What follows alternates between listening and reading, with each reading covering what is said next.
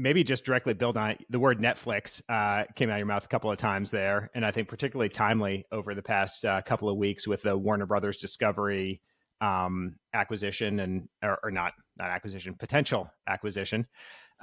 So curious to hear your, we probably all have opinions, but curious to hear your take on that deal and the bidding war. I think it's been a while since there was a bidding war for Hollywood stocks. It seems like, as a longtime Disney shareholder, that has gone nowhere for a long time. And, probably similar for Warner Brothers. So can you talk, what's your take on that?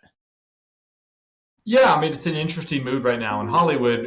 There does seem to be a bit of doom and gloom, especially around the Netflix announcement in particular.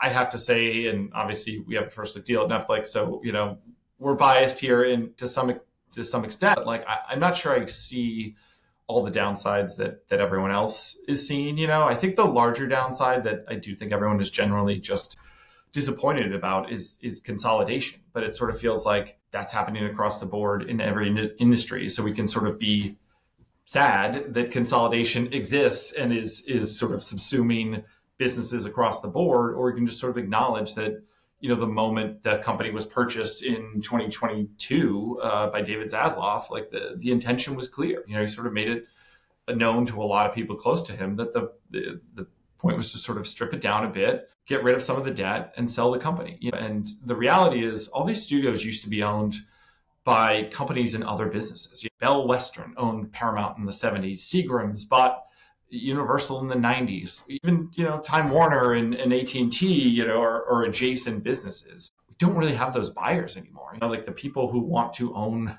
movie studios are other movie studios who can sort of take over the IP and figure out ways to consolidate their business, especially on streaming platforms.